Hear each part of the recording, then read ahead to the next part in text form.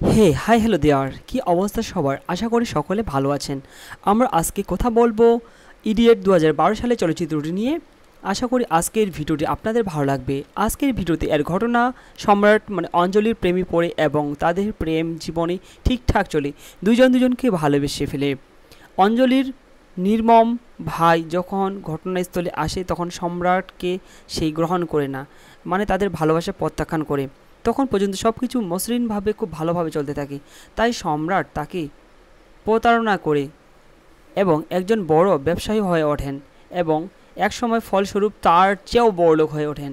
বড়লোক হওয়ার পর তারপর তার সামনে আসেন এবং বলে, এখন তোমার চেয়ে আমি অনেক বড়।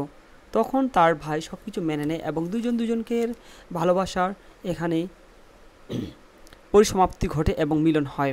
চলচ্চিত্রটি মুক্তি পায় 2012 সালে 14ই নভেম্বর। এই সময় ছিল 2 ঘন্টা 50 মিনিট। দেশ ভারত, ভাষা বাংলা।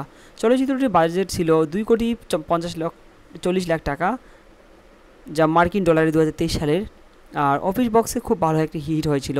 চলচ্চিত্রটি মোটামুটি ভালো হিটে ছিল এবং চলচ্চিত্রটিতে অভিনয় করেছেন শ্রাবন্তী চ্যাটার্জি নায়কের চরিত্রে, আবার নায়কের চরিত্রে অঙ্কুশ হাজরা এবং আদিত্য পঞ্চলিও এখানে অভিনয় করেছেন।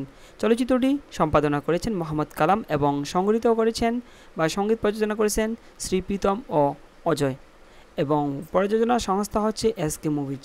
এই ছিল সম্পূর্ণ তথ্য। আর আপনি যদি আমার এই নতুন চ্যানেলে নতুন দর্শক হয়ে থাকেন তাহলে মাস্ট বি ভিডিওতে লাইক দিয়ে চ্যানেলটিকে সাবস্ক্রাইব করে রাখবেন। ধন্যবাদ।